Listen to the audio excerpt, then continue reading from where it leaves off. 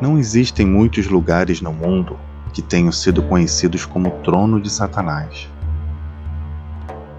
Não dá para imaginar que em meio a essas ruínas na margem ocidental da atual Turquia houvessem algo tão ameaçador.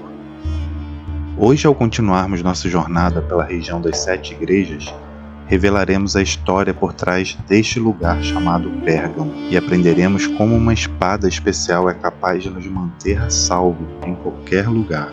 Como temos feito, vamos analisar a mensagem desta carta à igreja local em Pérgamo, o período histórico que ela representa e como essa mensagem ainda é relevante para nós hoje. Vamos juntos então estudarmos essa mensagem preciosa enviada por nosso querido e amado Senhor Jesus Cristo.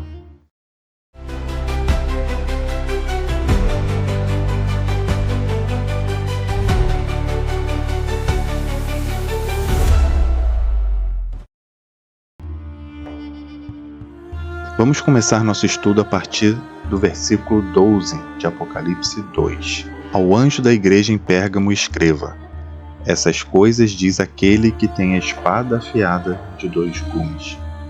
Aqui vemos uma das características de Jesus Cristo, apresentada na visão inicial a João no início do livro. E aqui essa espada tem um simbolismo muito especial para essa igreja, e vamos falar desse significado mais tarde no vídeo. No verso 13, Jesus continua: conheço o lugar onde você mora, que é o lugar onde está o trono de Satanás. Sei que você conserva o meu nome e não negou a fé que tem em mim, mesmo nos dias de Antipas, minha testemunha, meu fiel, que foi morto na cidade de vocês, aí onde Satanás habita. Esta fundação de pedras um dia serviu de base para o imponente altar dedicado a Zeus. Aqui em Pérgamo, uma grande plataforma de quase 6 metros de altura. Ficava aqui o muro externo de pedra desta ruína. Era decorado com altos relevos representando a batalha dos deuses e gigantes. Era uma das obras-primas da arte helenística. Encontra-se agora no Museu de Pérgamo, em Berlim. Altar de Zeus, trono de Satanás.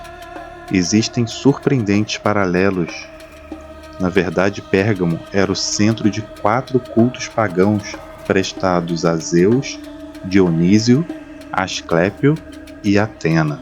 E é claro, nesses templos se adorava também o imperador. No templo de Dionísio, um outro tipo de religião desenvolveu-se. Uma religião misteriosa. Aqueles que se reuniam aqui praticavam rituais secretos que supostamente lhes trariam uma melhor sorte após a morte.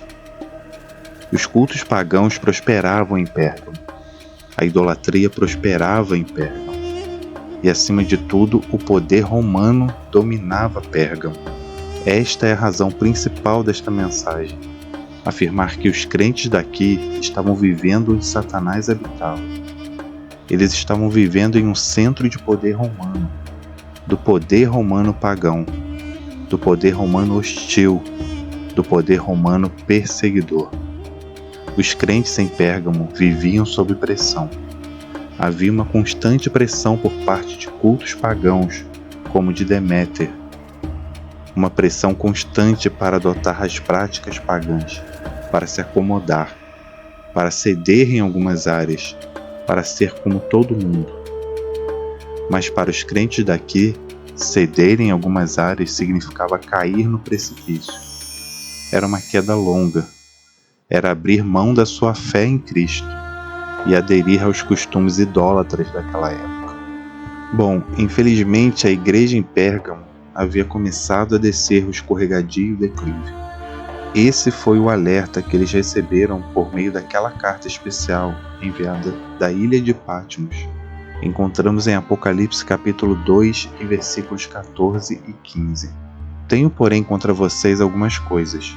Estão aí em seu meio os que sustentam a doutrina de Balaão, o qual ensinava Balaque a armar ciladas diante dos filhos de Israel, para que comessem coisas sacrificadas aos ídolos e praticassem a prostituição. Além disso, estão também aí em seu meio os que seguem a doutrina dos nicolaítas. Os crentes em Pérgamo haviam conseguido preservar a sua fé durante tempos difíceis. mas agora eles estavam começando a sucumbir diante da constante pressão. Estavam começando a ceder. Estavam abrigando os que sustentavam a doutrina de Balaão. Balaão foi um falso profeta subornado para amaldiçoar a nação de Israel. Ele os levou a adorar ídolos, deuses da fertilidade, cuja adoração envolvia imoralidade sexual. Os nicolaítas eram provavelmente uma seita que pregava que os atos da carne não afetavam a pureza da alma. Em outras palavras, não importava o que você fizesse no corpo. Esse pensamento incentivava a imoralidade sexual. Então, aqui na igreja de Pérgamo, havia pessoas ensinando coisas que levavam diretamente à imoralidade e ao descumprimento das leis de Deus. E nesse aspecto, eles estavam se conformando com as práticas pagãs. Falamos sobre os nicolaítas na igreja de Éfeso, você lembra? Também conhecidos como gnósticos, que aos poucos foram se infiltrando no cristianismo. Onde Éfeso venceu, Pérgamo começou a ceder. Os pagãos ao redor desses crentes simplesmente não consideravam a infidelidade como algo grave. Esta não era uma prática condenada por eles. Os cristãos em Pérgamo sabiam que era certo e que era errado. Eles sabiam quanto Deus queria que a intimidade conjugal fosse preservada. Mas eles estavam cedendo a ensinamentos que apontavam para a direção oposta. Eles estavam adotando atitudes que abalavam alguns de seus valores básicos. Os crentes têm enfrentado o mesmo desafio ao longo da história, quando Satanás não conseguiu destruir a igreja através da perseguição, ele mudou os seus métodos. A palavra Pérgamo significa exaltado. A cidade ficava no alto de uma colina. Suas ruínas hoje dão vistas para a moderna cidade de Pérgamo. Com certeza era um lugar elevado. O período abrangido por essa igreja pode ser situado na história desde o tempo de Constantino, ou talvez, melhor, desde sua professa conversão ao cristianismo em 323 d.C., até o estabelecimento do papado em 538 d.C. Foi um período em que os verdadeiros servos de Deus tiveram que lutar contra um espírito de política, orgulho e popularidades mundanos entre os professos seguidores de Cristo. Milhares de pessoas entraram para a igreja durante o quarto e quinto séculos. A igreja começou a receber favores do Estado romano. Constantino, imperador romano, se converteu ao cristianismo. Com esta nova popularidade, mudanças começaram a ocorrer na igreja cristã. Quando os pagãos tornaram-se cristãos, eles trouxeram consigo muitas práticas pagãs para dentro da igreja. Os romanos gostavam muito de construir estátuas. A adoração ao imperador era muito comum. A adoração de imagens e de ídolos foi introduzida na igreja. Constantino tinha uma predileção particular pelo deus Sol Apolo. Em um livro sobre a história da Igreja Oriental, encontramos esse interessante comentário.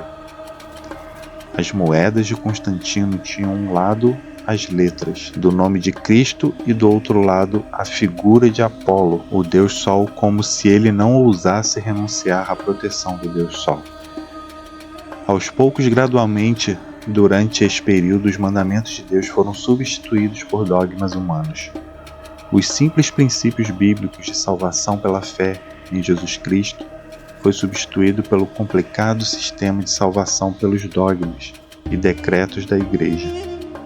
O apelo de Deus para o seu povo nesta época era por fidelidade à palavra de Deus. A acomodação. A mensagem a Pérgamo nos adverte contra isso. Acomodação. A acomodação ocorre quando nos convencemos de que algo errado dá certo. Sabemos que algo não está em harmonia com a vontade de Deus. Sabemos que algo não tem o apoio das Escrituras, mas praticamos mesmo assim. Fechamos os olhos para o perigo. É muito perigoso fechar os olhos quando você está caminhando na beira de um precipício. Faz uma enorme diferença se você der alguns passos na direção errada. E trágico é quando você sabe que algo está errado, mas pratica mesmo assim. A questão é como a igreja chegou a este ponto. Afinal de contas, eles não tinham sido fiéis antes? Não tinham sido fortes antes durante os momentos críticos? Como eles acabaram caindo e deslizando o precipício abaixo? Vou lhes mostrar uma outra coisa sobre a cidade onde esses crentes viviam. Em Pérgamo há uma área conhecida como Asclepion, um templo e centro de tratamento dedicado a Asclépio, o deus da cura. Foi também o primeiro completo spa de saúde da história. O empresário greco-romano que estivesse esgotado podia vir aqui e receber atendimento de primeira. Ele seria levado até a Via Tecta, uma antiga via romana situada no Campo de Marte, em Roma. Esse caminho sagrado era um lugar repleto de terapeutas e comerciantes de saúde. Lá ele podia escolher entre diversos serviços voltados para a satisfação dos sentidos. Podia tomar um banho de lama ou mergulhar nas fontes de águas curativas. Após água quente e fria, ele podia relaxar lendo na biblioteca local, ou mesmo visitar o teatro. Ele podia até ter os seus sonhos analisados por uma antiga forma de psicoterapia. Aqui fazia-se de tudo para aliviar as pessoas de suas tensões. Pérgamo não era uma cidadezinha à margem do Império Romano. Sua rica cultura disputava com a de Atenas e Alexandria. Em outras palavras, a cultura pagã de Pérgamo oferecia às pessoas um conforto bastante sofisticado. Fazia as pessoas se sentirem bem, fazia as pessoas adormecerem. E é nessas horas que você começa a se acomodar. Quando você tem todo o conforto, quando você quer apenas o caminho fácil. Pois o caminho fácil pode levá-lo à beira de um precipício. A acomodação. Esse é o problema que Jesus identificou aqui. Então a pergunta é: o que ele ofereceu que pode nos proteger da acomodação? De perdermos nossa fé? Os riscos que os crentes enfrentavam aqui em Pérgamo são ilustrados por meio dessa construção chamada Basílica Vermelha. Ela tem uma história interessante. Escavações revelaram que ela foi originalmente construída como um templo ao deus egípcio Serapte. Dentro desses muros, todo tipo de rituais ocultos eram praticados. Mas no período bizantino, uma igreja foi fundada aqui.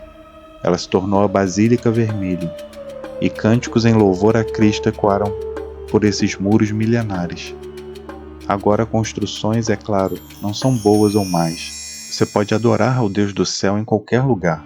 Sua glória enche toda a terra. Mas o problema em Pérgamo era que os corações dos crentes estavam como esta igreja. Eles estavam entoando cânticos a Cristo, porém outras vozes também ecoavam dentro deles. Eles estavam praticando coisas contrárias à instrução de Cristo e que enfraqueciam a fé deles. Eles estavam misturando louvor a Deus com crenças que distorciam a imagem de Deus. Eles estavam começando a se acomodar. Esse era o problema de Pérgamo. Nesta cidade encontramos também as ruínas da grande biblioteca de Pérgamo. Ela um dia abrigou mais de 200.000 volumes. Era uma quantidade fenomenal para aquela época. Dizem que o líder militar romano Marco Antônio tomou a biblioteca e a deu a Cleópatra. Ainda podem ser vistos os furos das pedras dos ganchos que sustentavam as prateleiras dos livros. O povo desta cidade tinha uma obsessão por colecionar livros. O que Jesus recomendou para os crentes daqui tinha a ver com um livro em particular, uma fonte de conhecimento em particular, a Palavra de Deus. Ele queria que eles fizessem mais do que apenas colecionar livros. Ele queria que eles estudassem a fundo o livro dos livros. Vamos dar uma olhada à mensagem que Jesus enviou para a igreja de Pérgamo de então. Lembra quando lemos no início, versículo 12? Vamos entender agora o que representa. Jesus identifica-se a esses crentes como alguém empunhando uma espada afiada de 2 gumes. Parece um instrumento cirúrgico usado pelo médico da alma. Mas o que esta espada significa? Bom, a Bíblia nos esclarece. Veja o que Paulo diz aos Efésios em Efésios capítulo 6, verso 17. Aqui ele está falando sobre a armadura espiritual que o crente deve usar. Ele diz: tomai também o capacete da salvação e a espada do Espírito, que é a palavra de Deus. A espada do Espírito é a palavra de Deus. O Espírito Santo nos ilumina, nos transforma através da palavra que Deus deixou. O autor do livro de Hebreus reforça ainda mais esse conceito. Veja em Hebreus capítulo 4, versículo 12. Porque a palavra de Deus é viva e eficaz, e mais cortante do que qualquer espada de 2 gumes, e penetra até o ponto de dividir alma e espírito, juntas e medulas, e é apta para discernir os pensamentos e propósitos do coração. A palavra de Deus é uma faca afiada, alcançando as partes mais profundas do nosso ser, revelando nossos pensamentos secretos, deixando claro nossos motivos ocultos. Então este é um instrumento que Cristo traz ao povo de Pérgamo.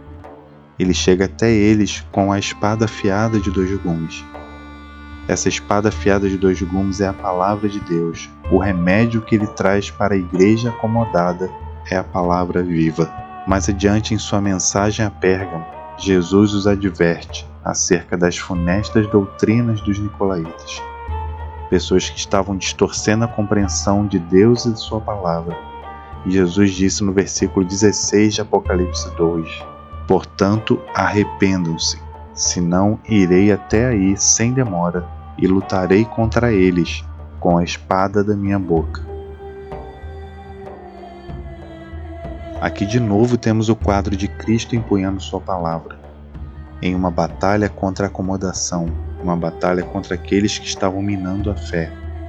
O que o grande médico está dizendo é que sua palavra é o remédio para a acomodação. Precisamos absorver esta palavra, precisamos permitir que a palavra de Deus penetre profundamente em nosso coração. Precisamos edificar nossa fé com base em suas afirmações. A palavra vai nos mostrar o que é a verdade de Deus e o que não é. A palavra vai nos mostrar o que é espiritualidade genuína e o que não é.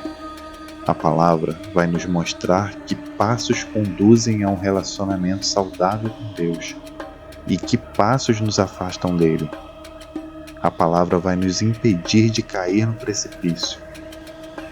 Nossos sentimentos nem sempre são de confiança. Outras pessoas nem sempre são de confiança, mas a palavra de Deus sempre aponta na direção certa.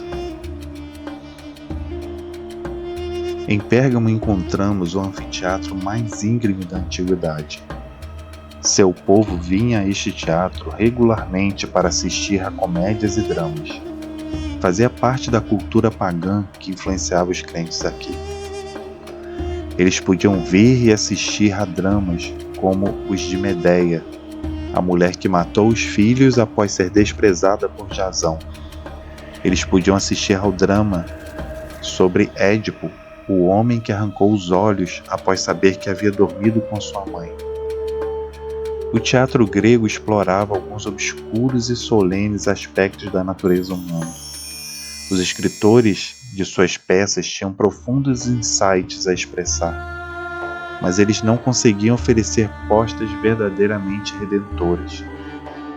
Eles não conseguiam oferecer poder que ajudasse as pessoas a superarem seus defeitos. Para isso seria preciso outro tipo de palavra, a palavra de Deus.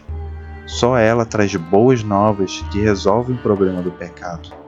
Só ela pode nos mostrar o verdadeiro caráter de Deus. Só ela pode penetrar fundo em nossas intenções e motivos. Nós precisamos dessa espada de 2 gumes.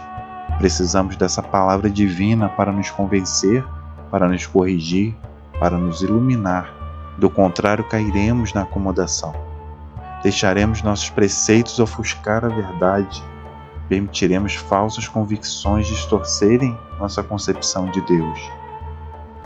A palavra viva e eficaz que Jesus impunha é um remédio eficaz para a acomodação. Ela nos manterá firmes na fé. Ela nos manterá equilibrados, nos manterá saudáveis. Quero contar-lhe como o apóstolo João um dia resgatou um jovem que encontrava-se acomodado à beira do precipício. O historiador da igreja Eusébio relata essa história sobre ele.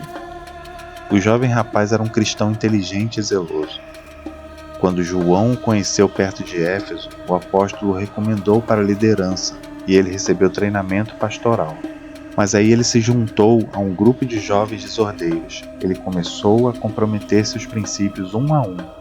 Finalmente ele entrou para a vida do crime, como chefe de uma violenta gangue de ladrões. Quando João soube disso, pediu que lhe trouxesse um cavalo e um guia. Perto da cidade ele foi capturado por esses ladrões. João pediu para ser levado ao chefe deles. Assim que o rapaz reconheceu o apóstolo, ele tentou fugir dominado pela vergonha.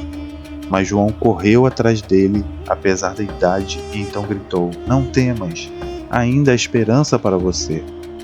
Eu intercederei junto a Cristo a seu favor." E João continuou gritando: "Darei a minha vida pela sua. Fique, creia, Cristo me enviou." Finalmente o rapaz parou. Com muita vergonha, ele lentamente virou-se para o apóstolo. Então ele largou a sua espada e caiu nos braços de João, chorando copiosamente. O apóstolo garantiu a esse jovem que o perdão ainda era possível. Esse chefe de bandidos reconheceu seu erro. João passou algum tempo com ele, fortalecendo na palavra de Deus, edificando sua fé.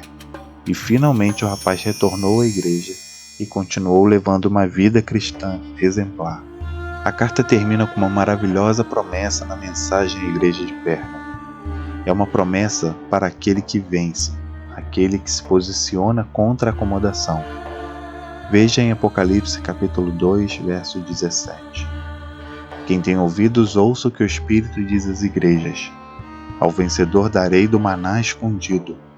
Também lhe darei uma pedrinha branca, e sobre essa pedrinha um novo nome escrito, o qual ninguém conhece, exceto aquele que o recebe. Jesus promete nesse verso dar ao vencedor um maná escondido, uma referência ao maná que foi depositado na Arca da Aliança, um símbolo do próprio Cristo, o pão da vida, a verdadeira fonte de vida eterna, em contraste às falsas promessas feitas nos templos de Pérgamo. E quanto às pedras, você sabe o que significam? Nos tempos antigos, os jurados usavam pedras pretas e brancas quando votavam pela inocência ou culpa. Uma pedra branca significava inocência.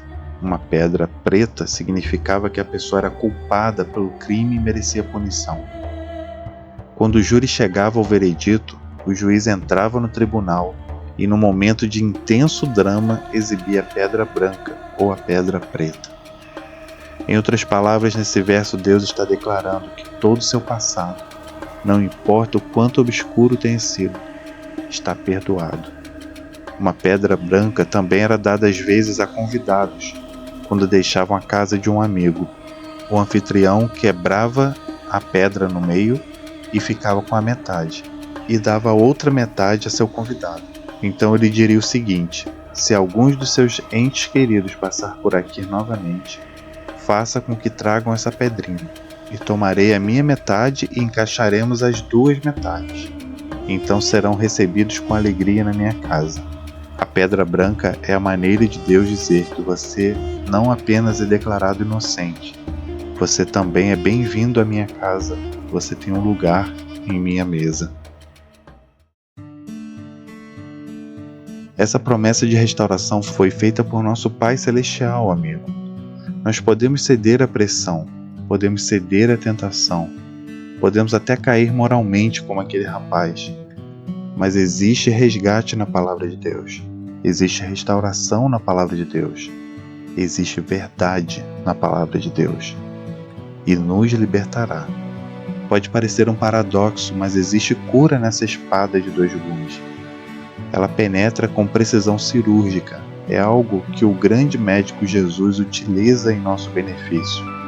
Então eu lhe convido a dedicar mais tempo para o estudo da Palavra de Deus. Invista tempo, invista regularmente tempo de qualidade para ouvir a voz de Deus. Peça a Deus para tornar-se seu tutor pessoal. Procure aprender o que você precisa fazer. Por que não tomar essa decisão agora, neste momento? Abra o seu coração, abra sua mente e diga a Deus: o que você disser em tua palavra, farei. E eu não quero me acomodar. Tome essa decisão neste momento enquanto oramos. Querido Pai, obrigado pelo privilégio de estudarmos a Tua Palavra. Ajuda-nos a aproveitá-la ao máximo. Precisamos de Ti para não ficarmos vagando sem rumo. Precisamos de Ti para sermos fiéis. Por favor, ajude-nos a separar regularmente tempo para o estudo da Tua Palavra. Ajuda-nos a sermos discípulos fiéis e dedicados. Pedimos em nome de Jesus. Amém. Obrigado por nos acompanhar até aqui nesta jornada de estudos do Apocalipse. Espero que o vídeo tenha sido uma bênção para você e sua vida espiritual. Nos vemos semana que vem aqui. Se ainda não está inscrito, se inscreva e ative as notificações para ser avisado quando liberarmos o próximo estudo. Nossa próxima carta será a Igreja de Tiatira, uma comunidade de fé que parou de crescer e em uma determinada época ela desapareceu. Vamos entender como podemos evitar o trágico destino de Tiatira. Um forte abraço e até semana que vem.